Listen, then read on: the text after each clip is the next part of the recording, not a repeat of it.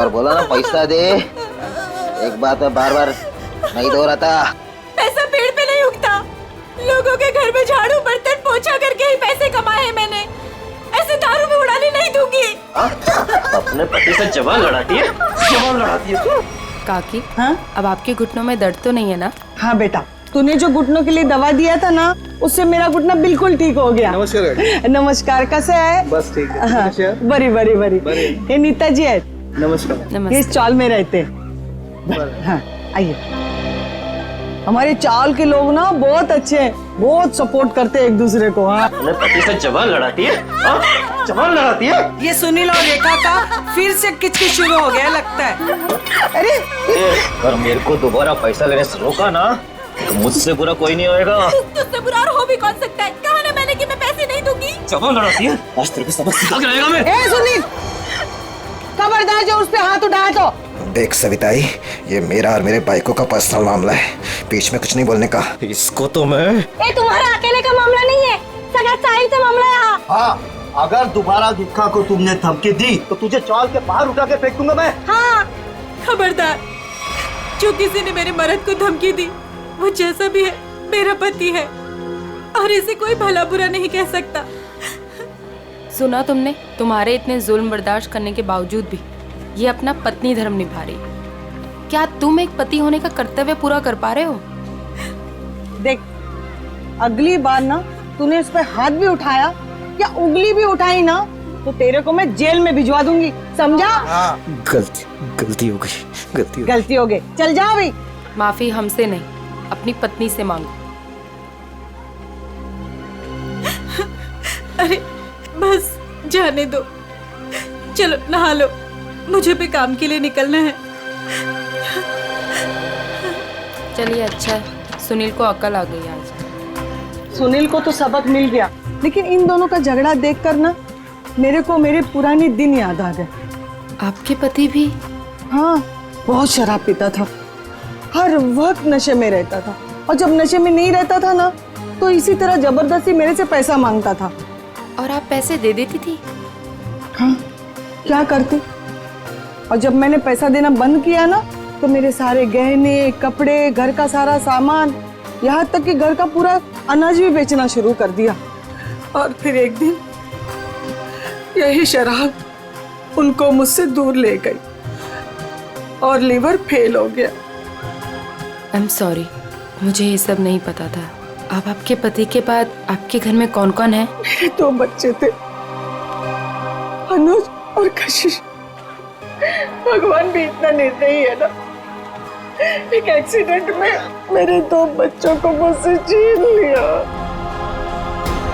मैं समझ सकती हूँ कि अपने को खोने का गम क्या होता है। हौसला रखिए, आने वाले दिन खुशियाँ ही खुशियाँ लेकर आएंगे। कल की इसी उम्मीद पे तो मैंने ये एनजीओ की स्थापना की थी और चाल के सारे परिवार वालों को मैंने अपना परिवार माना। काकी, आप बहुत ही नेक काम कर रही हैं। अच्छा अभी रहने दे, ज्यादा तारीफ मत कर मेरी। हाँ चल अंदर चल, मैं तेरे को ना गरम गरम चाय पिलाती हूँ। हाँ अरे नहीं काकी, मुझे ना लेट हो रहा है और आज ही मुझे कॉलेज भी जाना है अपने थीसिस का फॉर्म भरने, तो हम शाम को मिलते हैं चाय पे। पक्का ना? संभल के जाना। हाँ? आज तो बहुत लेट हो गई।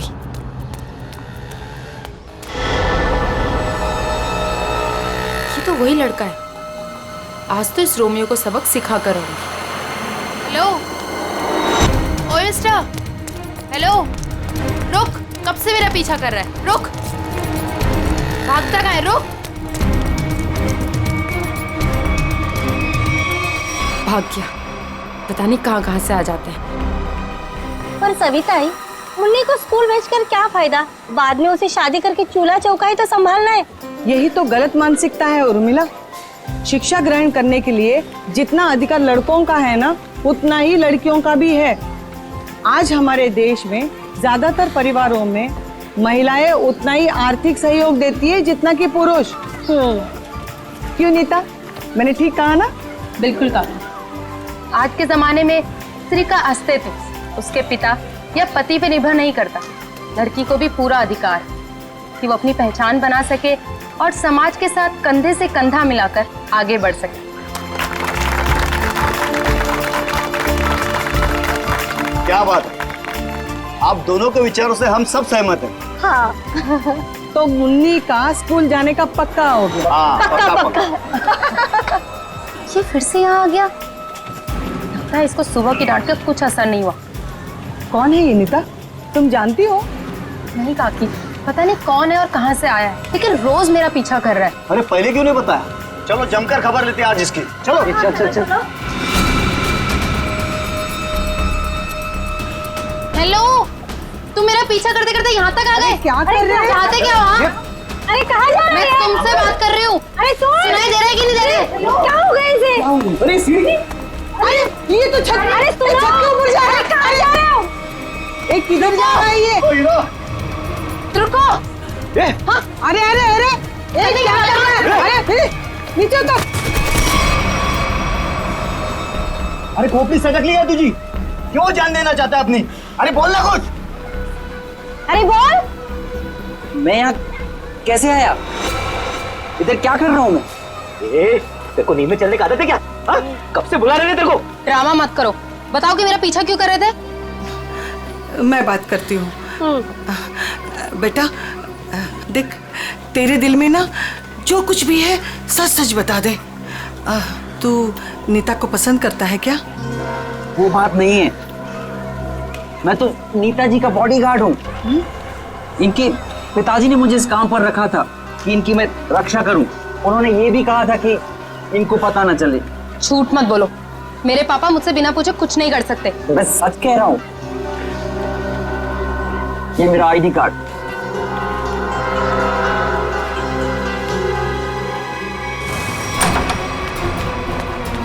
अरे नीता बिटिया, अरे अभी हम तुम्हारे बारे में ही बात कर रहे थे। नमस्ते अंकल। नमस्ते बेटा। क्या बात है बेटा, अंकल से नमस्ते और पापा से हेलो हाय कुछ भी नहीं? मैं आपसे बहुत नाराज हूँ। ऐसा मैंने क्या कर दिया? आप जानते हैं ना कि मैं मंगलावाड़ी चौल में अपनी रिसर्च कर रही हूँ। मुझे उन लोगों के रहन सहन, उनका गुजर बसर वो सब जानना है, इसलिए तो मुझे उनके बीच में रहना पड़ रहा है। हाँ बेटा, तो मैंने आपको अनुमति दे तो दी थी ना चौल में रहने की। अनुमति दी वो ठीक है, लेकिन वो बॉडीगार्ड वो मेरे पीछे क्यों आ जाता है बार बार? देखो बेटा, मैंने बॉडीगार्ड इसलिए रखा था कि मैं चैन की नींद सो सकूं और मुझे यकीन रहे कि मेरी बिटिया वहां पर सुरक्षित है। पापा, मैं कोई बच्ची थोड़ी हूँ, अपनी देखभाल कर सकती हूँ। शेखर अंकल समझाइए ना पापा को।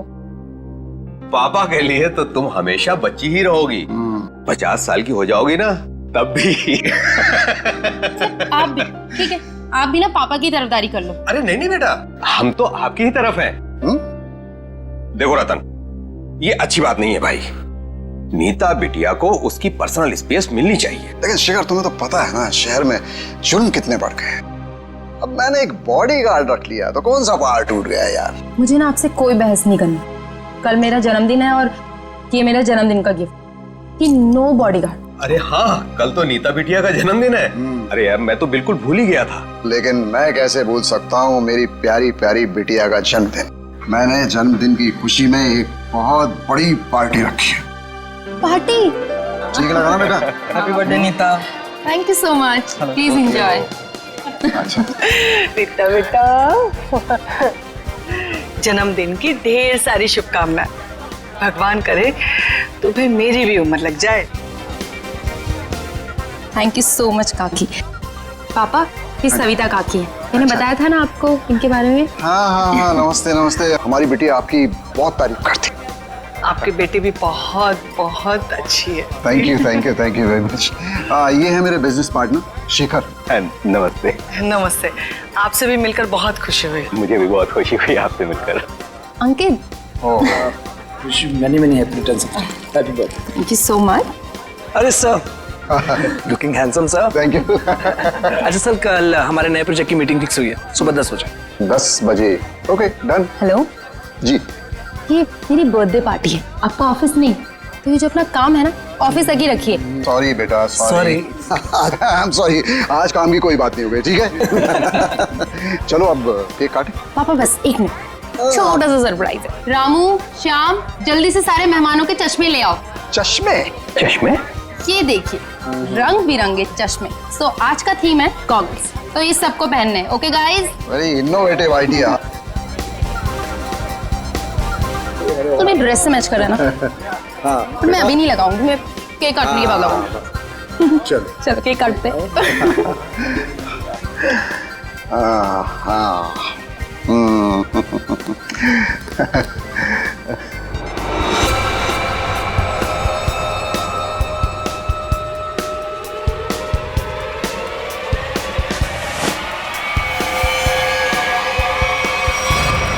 गन?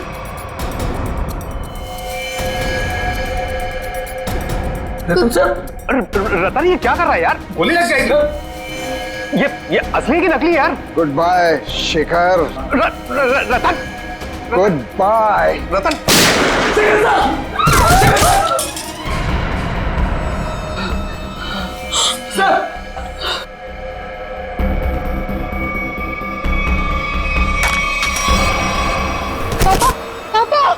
पापा ये तो बेहोश हो गए। ये अच्छा है, गोली मार के बेहोशी की एक्टिंग कर रहे हैं। अरे कोई एम्बुलेंस बुलाओ, शेखर जी को गोली लगी है। और सीआईडी को भी फोन करना पड़ेगा। Hello CID.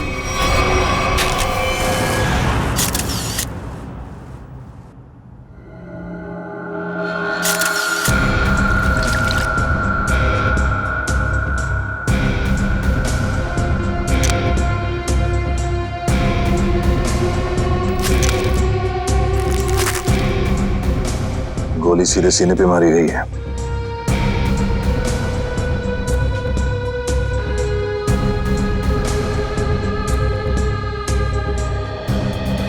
आप सबने देखा था रतन जी को गोली चलाते हुए शेखर जी पे?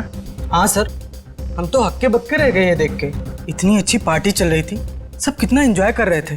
पता नहीं अचानक रतन जी को क्या हो गया, उन्होंने गोली चला दी। जरूर मेरे पापा के खिलाफ किसी ने साजिश की, ऐसा कर ही नहीं सकते। रतन जी।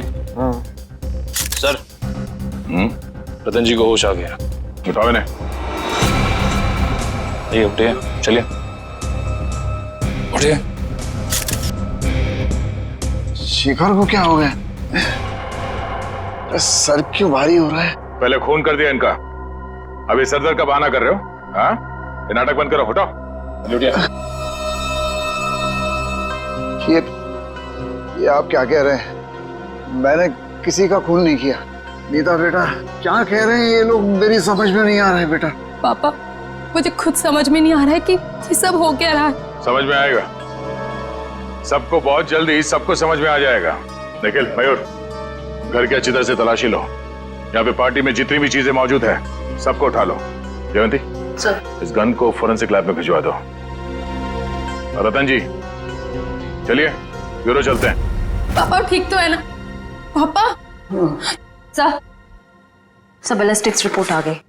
इसमें साफ साफ लिखा है कि शेखर को जो गोली लगी थी वो रतन जी के गन से चली थी, और उस गन पे जो उंगलियों के निशान मिले थे वो भी रतन जी के ही थे।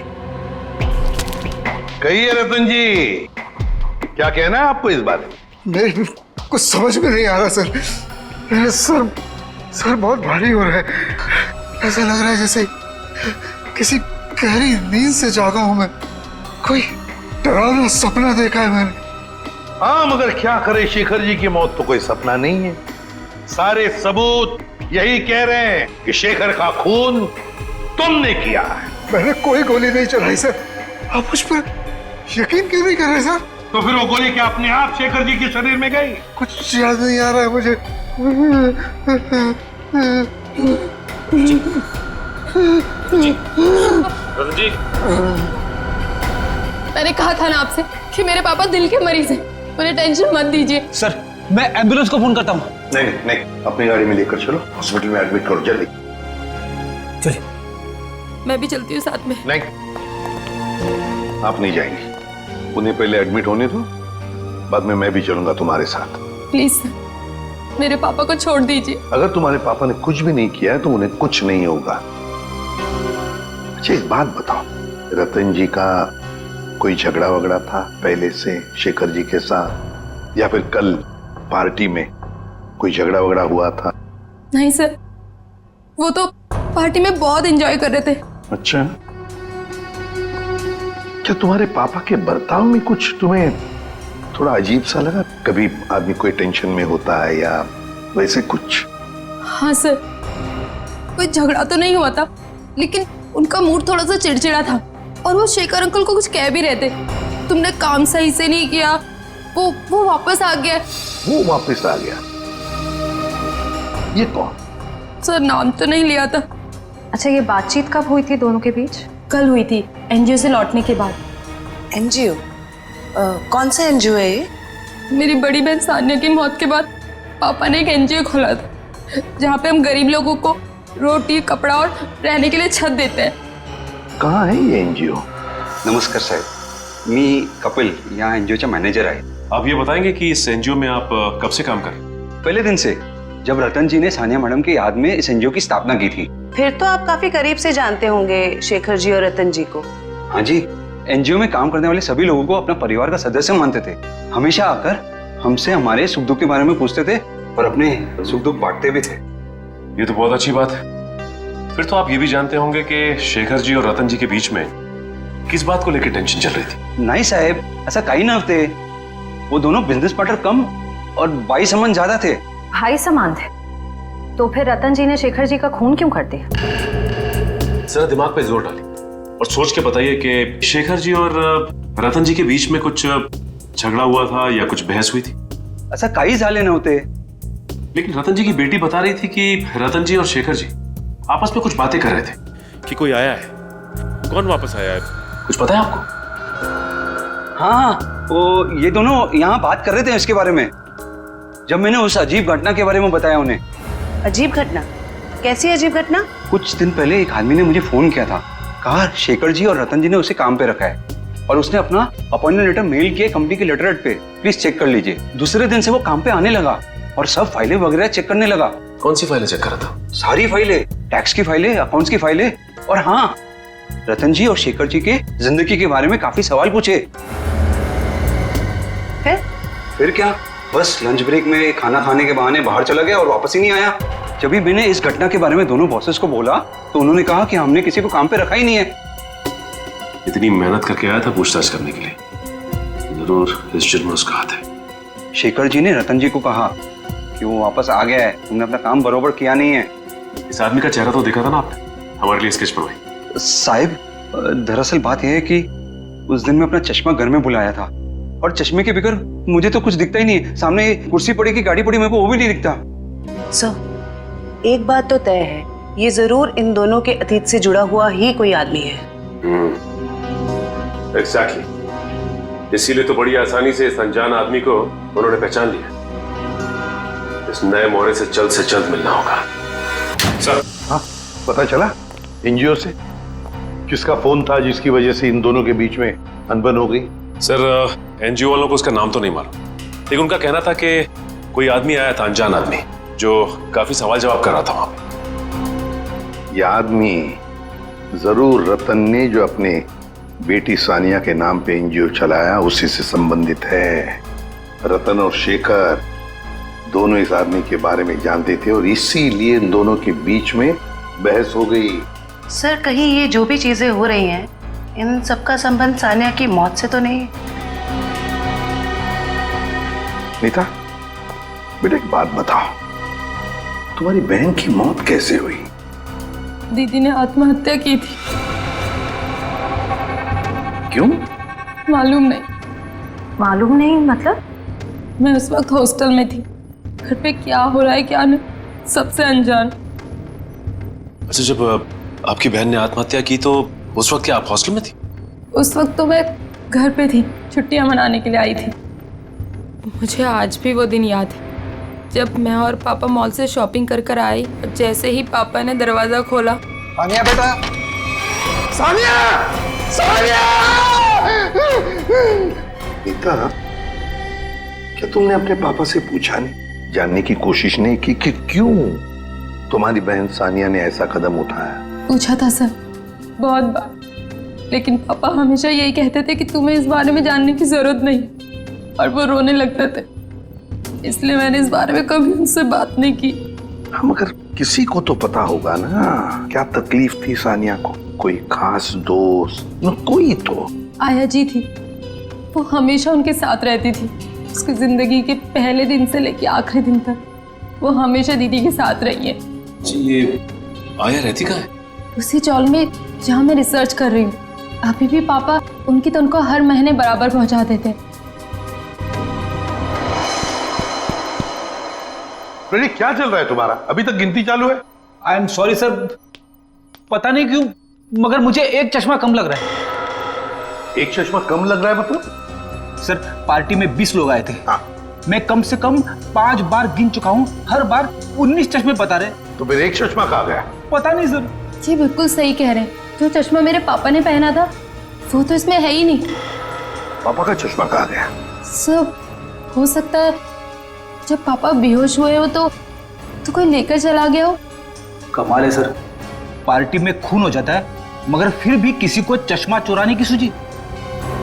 एक बात और सर, बिल्कुल उसी तरह का चश्मा मेरे बॉडीगार्ड ने भी पहना था जब वो चौल की छत से कूदकर खुदकुशी करने वाला था। एक मिनट, तुम्हें कैसे पता चला कि वो वही चश्मा था जो तुम्हारे पापा ने पहना था? क्योंकि मैंने उसे पहले भी देखा है, वो कभी चश्मा नहीं पहनता, लेकिन उसने चौल की छत से जब वो कूद रहा था तो उसने उसी तरह का चश्मा पहना था। वो चश्मा ही मनूस है। सर, इस चश्मे का खून के साथ क्या कनेक्शन हो सकता है? सचिन, कोई ना कोई कनेक्शन तो जरूर है। कुछ ना कुछ तो गड़बड़ है, कुछ ना कुछ तो गड़बड़ है इस चश्मे को लेकर। क्या नीता, क्या हमारे लिए तुम्हारे पिताजी के गॉगल का जो डिजाइन है वो बनवा सकती हो हमारे स्केच आर्टिस्ट से? जरूर सर। उन दोनों को कनेक्ट कर दो।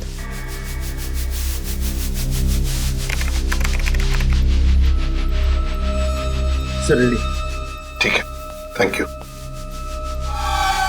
कमाल का डिजाइन है ये इस चश्मे का। सर, ये चश्मा तो कस्टम मेड लगता है क्योंकि रेडीमेड चश्मों की डिजाइन ऐसी नहीं होती। हाँ श्रेया, ये ऑर्डर देख के, डिजाइन देखकर बनाया गया चश्मा है ये। पता लगाना पड़ेगा शहर में ऐसी कौन सी दुकानें हैं, कितनी दुकानें हैं जो इस तरह के चश्मे बनाती हैं। फिर सानिया की आया के बारे में भी पता लगाना पड़ेगा। हेमलता जी। कौन है? आप सानिया की आया थी ना? हाँ, पर आप लोग? देखिए, हम सीआईडी से। सीआईडी? माफ करना माँ जी, हम लोग ने आपको परेशान किया। ठीक है बेटा, दिवस भर में आराम ही करती हूँ, पर आप लोग यहाँ कैसे? देखिए हेमलता जी, आप सानिया की आया रही बचपन से, है ना? और फिर सानिया ने आत्महत्या भी की, ये तो आप जानती ही हैं। अब ये जानना चाहते हैं कि क्यों सानिया ने क्यों आत्महत्या की।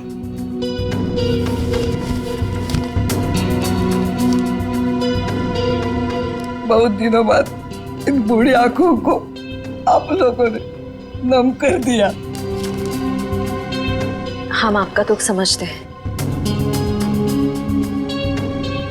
मैं हूँ जिम्मेदार, मैं हूँ। या तो रतन जी को मैंने मनाना चाहिए था उस रिश्ते के लिए, वरना सानिया को मजबूर करना चाहिए था वो लड़के को भूलने के लिए। लड़का? कौन लड़का? जिससे वो प्यार करती थी।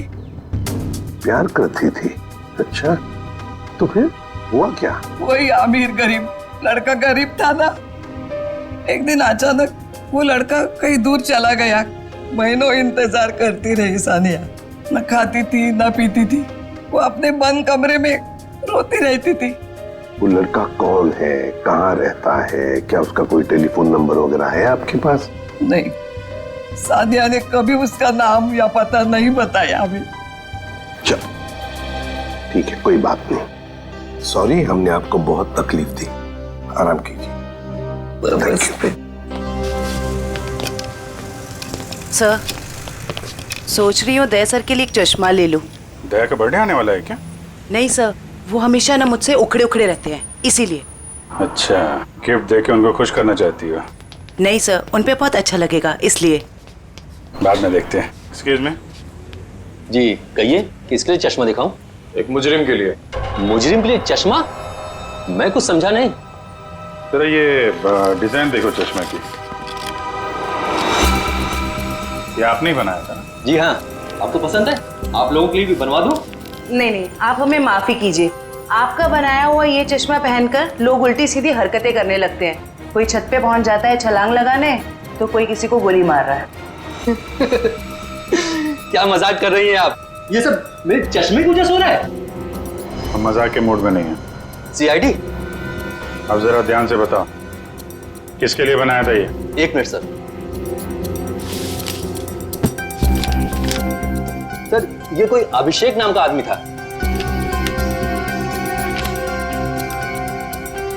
क्या बात है सर, नाम भी है, एड्रेस भी और फोन नंबर भी है। कॉल करो जी।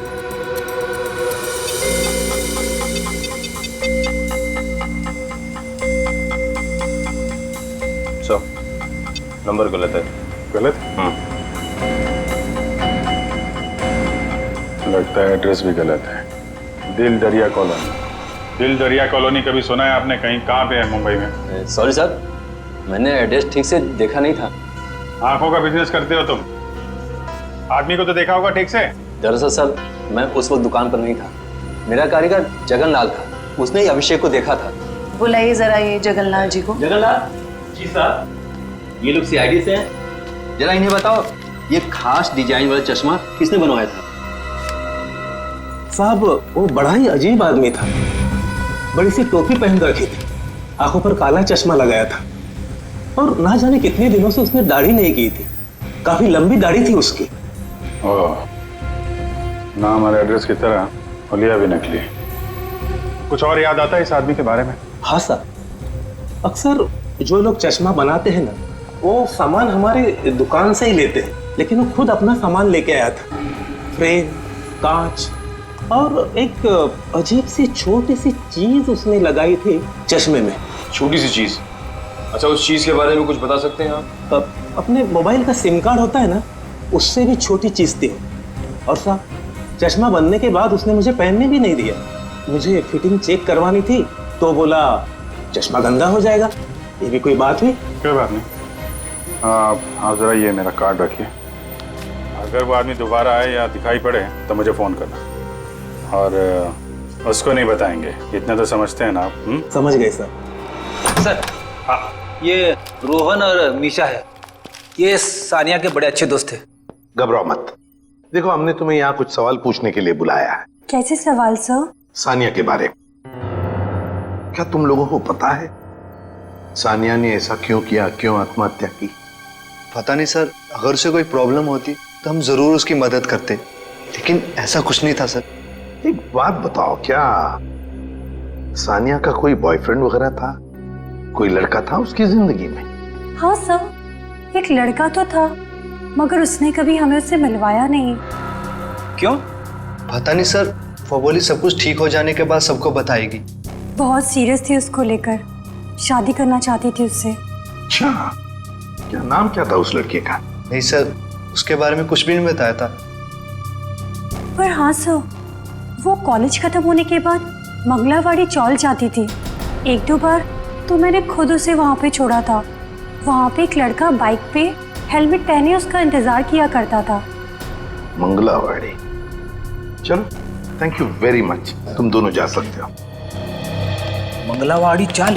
सर, नीता तो वहीं पे रिसर्च करती थी। और उसकी बहन सानिया, नीता की बहन सानिया जिस लड़के से मिलने जाती थी वो मंगलावाड़ी चाल में ही रहता है। मंगलावाड़ी चाल में। कुछ समझ गए? समझ गया सर। मतलब ये नीता उस लड़के को जानती है, मगर जानबूझ के हमसे छुपा रही है। हाँ, मंगलावाड़ी चाल। इस लड़की को देखिए, क्या आप में से कोई भी इसे जानता है, कभी देखा है? हाँ, ये अक्सर हमारे चौल में आया करती थी उस लड़के से मिलने। कौन सा लड़का? मनोज नाम था उसका, इसी चाल में रहता था वो। रहता था मतलब अब नहीं रहता? वो दरअसल कुछ साल पहले उसे सजा हो गई थी। अब तक तो सजा पूरी भी हो गई होगी, पर वो वापस लौटा नहीं। क्या क्या किया था उसने? सर, पक्के से तो पता नहीं। पुलिस कह रही थी चोरी चकारी का इल्जाम है उस पर। मनोज, चल, thank you very much. Sir जिस मनोज की आप बात कर रहे हैं उसका तो सर कोई भी पुलिस रिकॉर्ड नहीं है। सुमी जी, ये कैसे हो सकता है जबकि मंगलावाड़ी चाल में रहने वाले लोगों ने हमें बताया कि 5 साल पहले मनोज को उसी चाल में से गिरफ्तार किया था। सर सारी फाइलें आपके सामने रखी हुई हैं, 5 साल के सारे रिकॉर्ड आप देख चुके हैं, मगर कहीं भी इस नाम का कोई शख्स नहीं है।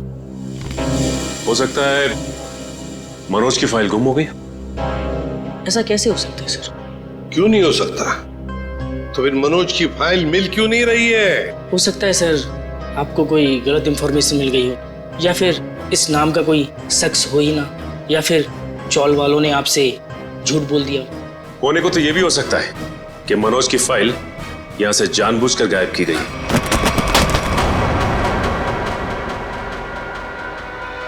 रवि जी, क्या हुआ? तबीयत बिगड़ गई क्या? ये अचानक पसीना क्यों आने लगा? अरे कांपने क्यों लगे तुम? और अचानक ये फाइल छूट कैसे गई तुम्हारे हाथ से? नहीं सर, ऐसी कोई बात नहीं है। हमसे कोई भी कुछ भी छुपा नहीं सकता। बताओ क्या बात है? भागता किधर? लगता है सर ये बिना दवा खाए इसकी बीमारी ठीक होगी नहीं।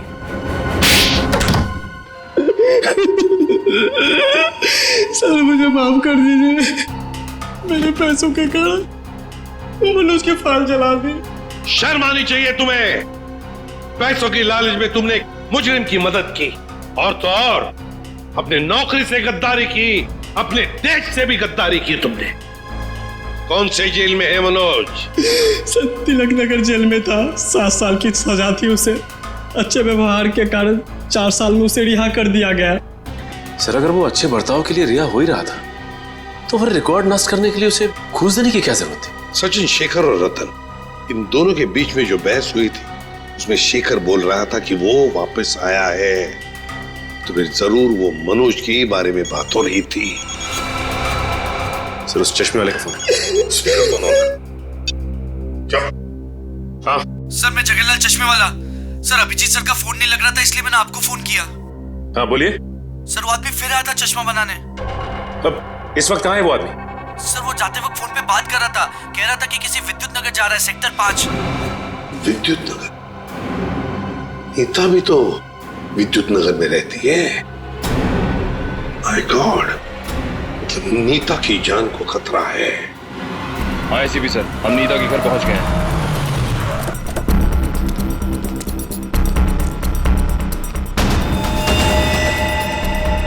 ओह नो, ये नीता छत पे क्या कर रही है? इसे रोकना होगा। नीता!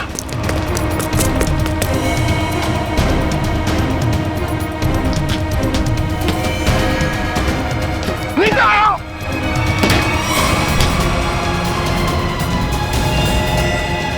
तो हटो।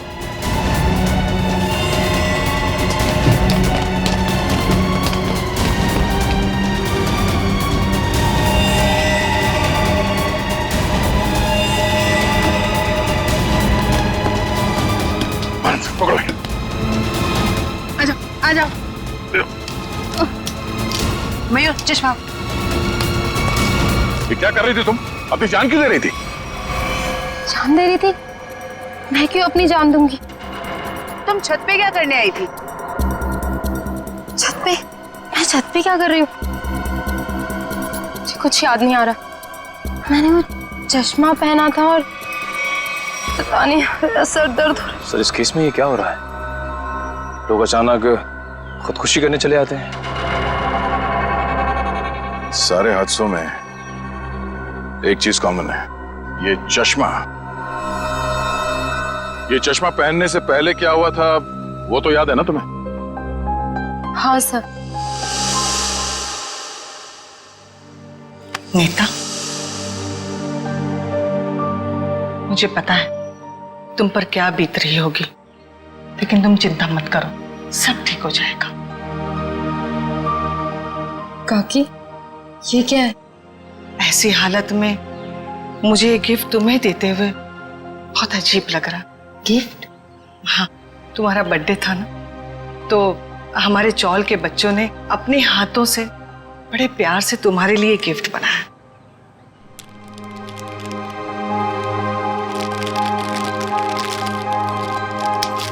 चश्मा?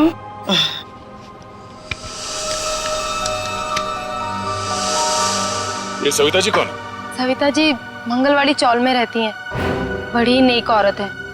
ये कितनी नेक औरत है ये तो उनसे मिलने के बाद ही पता चलेगा। अरे अरे अरे अरे सविता जी, लगता है हम लोग गलत वक्त पर आ गए। कहीं जा रही थी आप? हाँ, वो कुछ जरूरी काम आ गया था, इसलिए मैं कलकत्ता जा रही हूँ। लेकिन क्या करें, अब तो आप कलकत्ता जा नहीं पाओगी। क्यों नहीं जा पाऊंगी? वो क्या है ना कि मुजरिमों को यहाँ खुले घूमने की आजादी नहीं। मुजरिम? कौन मुजरिम? शराफत का नकाब उतार। नीता ने हमें सब कुछ बता दिया है। मेरे को कुछ काम है, मैं आती। अब तक तुम्हारी उम्र का लिहाज कर। मुझे सख्ती बरतने पे मजबूर मत कर प्लीज। बताइए। मैंने जो कुछ किया अपने बच्चों के मौत का बदला लेने के लिए किया। बच्चों की मौत का बदला? हाँ, नीता के पिता रतन ने मेरे दोनों बच्चों को मार डाला अपने बिजनेस पार्टनर शेखर की मदद लेके। जान ली? लेकिन क्यों? क्योंकि उसको गलतफहमी हो गई थी कि मेरा बेटा तनुज वही लड़का है जिसे उसकी बेटी सानिया प्यार करती थी। क्यों हुई ऐसी गलतफहमी? क्योंकि एक दिन तनुज सानिया को घर छोड़ने गया था तो रतन ने देख लिया और वो गलत समझ बैठा। फिर शेखर ने गुंडे भेजे इधर मेरे घर पे मेरे दोनों बच्चे तनुज और कशिश को मार डाला। मैं उस टाइम पे घर पे नहीं थी इसलिए जिंदा बच गए। मगर नीता ने क्या बिगाड़ा था तुम्हारा? उसे क्यों सजा दी तुमने? क्योंकि रतन ने मुझसे मेरे बच्चे छीने साहब। उसको वही दर्द देना चाहती थी। मनोज कहाँ पर है? मनोज? कौन मनोज? वही मनोज जिसने तुम्हें बदला लेने में मदद की थी। साहब मेरे को नहीं मालूम। बताना तो पड़ेगा ही। ये जादू वाला चश्मा कहां से बनवाया? मनोज कहां पर है?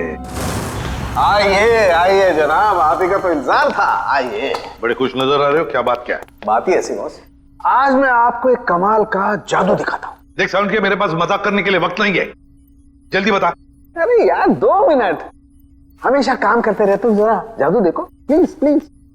तारिका लेके आओ। देखो देखो देखो क्या होता है, देखो। ये लीजिए। Very good. सचिन यार तुम ये जरा चश्मा पहन लो। चश्मा? लेकिन मैं ही क्यों सर? अरे पहनो पहनो, मैं हेल्प करता हूँ तुम्हारी।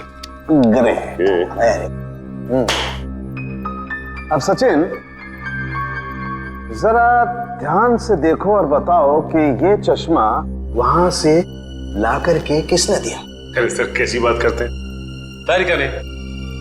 नहीं सचिन, गौर से देखो, ये चश्मा वहां से उठा करके तारिका नहीं श्रेया लेकर के आई। मैं? अरे सर कैसी बात कर रहे हैं आप? आपके सामने जो खड़ी है वो तारिका है और जो यहाँ खड़ी है वो श्रेया है। सचिन जरा गौर से देखो और फिर बताओ, तुम्हारे सामने जो खड़ी है वो तारिका नहीं है, वो श्रेया है। सचिन। हाँ सर, मेरे सामने जो खड़ी है वो श्रेया है।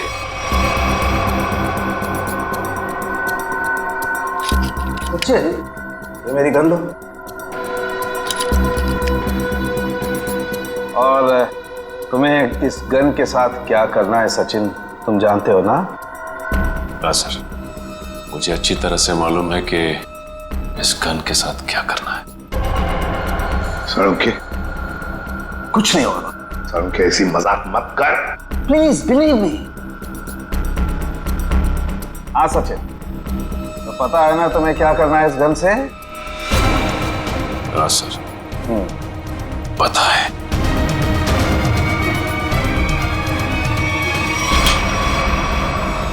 लाओ सचिन, ये गन मुझे दे दो। अब ये चश्मा भी तुम्हारा उतार देना है। बैठ जा, बैठ जा। मुझे हो क्या रहा है? सर भारी हो रहा। सचिन, अभी अभी आपने मुझे मारने की कोशिश की, मुझ पर गोली भी चलाई। वो तो गन खाली थी इसलिए। ये तुम क्या कह रही हो? मैं तुम्हें मारने की कोशिश क्यों करूंगा? मैं तुम्हें गोली क्यों चलाऊंगा? रिलैक्स रिलैक्स, मैं बताता। बस ये बहुत ही स्पेशल चश्मा है। इस चश्मे में एक डिवाइस लगी हुई, एक ऐसा यंत्र जिसकी वजह से जो इंसान इस चश्मे को पहनता है वो सम्मोहित हो जाएगा, हिप्नोटाइज। और ये नैनो डिवाइस है जो वॉइस रिकॉर्ड करता रहता है। तो जिस इंसान ने चश्मा पहना है उससे ये बताता रहता है कि उसे एग्जैक्टली करना क्या है। आपने जो मुझ पर गोली चलाई वो भी इसी डिवाइस की वजह से। इसलिए वो आवाज आ रही थी। लेकिन ये आवाज हमें सुनाई क्यों नहीं दी? वो इसलिए क्योंकि वो आवाज बहुत ही ज्यादा धीमी है। बॉस, वो आवाज इतनी कम है कि बाजू में खड़ा इंसान भी वो आवाज सुन नहीं सकता है। और जैसे ही ये चश्मा उतारा जाता है, आदमी भूल जाता है कि उसने जब वो चश्मा पहना था क्या किया था उस वक्त। एग्जैक्टली। और इसीलिए रतन जी को ये याद नहीं था कि इन्होंने शेखर पे गोली चलाई। और उस बॉडीगार्ड को भी इसीलिए पता नहीं चला कि वो कब छत पर गया और कब छलांग लगाई। ये सारा उस मनोज का किया हुआ कर्म है। अब वो वक्त आ गया है जो मैंने अपनी पूरी जिंदगी में किया, वो सारे कर्मों का हिसाब होगा। अफसोस पाप का घड़ा पुण्य से भी भारी है, लेकिन मेरी जैसी औरत का जीने का कोई अधिकार नहीं है, कोई अधिकार नहीं है। उम्मीद करती हूँ अगले जन्म में अच्छा इंसान बनने की कोशिश करूंगी।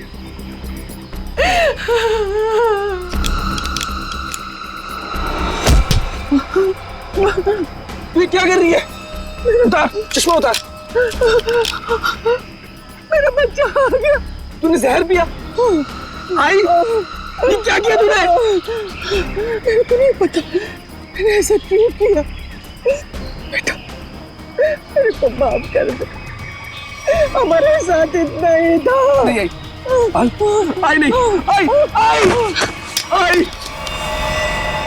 जिस किसी ने भी तेरे साथ ऐसा किया है माँ, तेरी कसम उसे छोड़ूंगा नहीं मैं।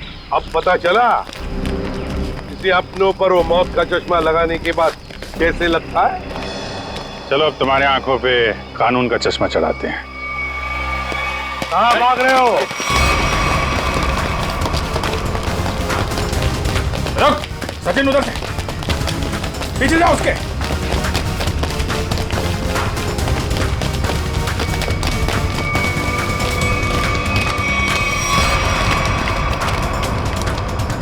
Wish you many happy returns of the day. Happy birthday. Thank you so much. अब जेल की चक्की पीसने की तैयारी करो। सविता जी भले मेरी असली माँ ना थी, पर वो मेरे लिए मेरी माँ से भी बढ़कर थी। उनके बच्चों के मरने के बाद उन्होंने मुझे ही अपना बेटा माना था। मतलब तनुज और कशिश के बाद? हाँ, उन दोनों बच्चों की मौत कोई हादसा वादसा नहीं थी, बल्कि उनका खून हुआ था, जिसे किया था नीता के पिता रतन कुमार ने। और मुझे झूठे रॉबरी के केस में फंसाया भी उन्होंने ही था। इसलिए मैंने प्लान बनाया, बदला लेने का प्लान। और रतन की कंपनी में ही नौकरी कर ली, लेकिन रतन ने तुम्हें पहचाना नहीं? रतन और शेखर ने मुझे नहीं पहचाना, क्योंकि उन्होंने मुझे कभी देखा ही नहीं था। और इसी बात का मैंने फायदा उठाया, और जेल से छूटने के बाद ना ही मैंने सविता माँ के बच्चों का बदला लिया, बल्कि अपनी सान्या, जिसे मैं इतना प्यार करता था, उसकी भी मौत का मैंने बदला लिया। हमारे पास चले आते, हम तुम्हें न्याय दिलाते। कानून पर से तो विश्वास ही उठ गया था मेरा, इसलिए मैंने खुद ही न्याय करने की सोची। नीता से दोस्ती की, फिर उसे मार दिया। सान्या से प्यार करते थे तुम, इसे प्यार कहते हो? उसकी बहन की जान लेने चले थे तुम। वो तो अच्छा हुआ हम लोग वक्त पे पहुंच गए, और उसे बचा लिया। क्या नीता जिंदा है? हाँ जिंदा है। बहुत कोशिश की ना तुमने उसे मारवाने की। उसके बॉडीगार्ड को भी वो चश्मा पहना दिया ताकि वो आत्महत्या कर ले, मगर नहीं, तुम्हारा प्लान वैसे ही फेल हो गया। हाँ, मगर रतन का प्लान फेल नहीं हुआ। मैंने वेटर के जरिए उसे खूनी चश्मा पहनाया और उसी के जरिए उसी के दोस्त को मरवा दिया। और फिर हमारे आने से पहले वो चश्मा तुमने गायब कर दिया। तो फिर वो चश्मा सविता के जरिए तुमने नीता तक पहुंचा दिया।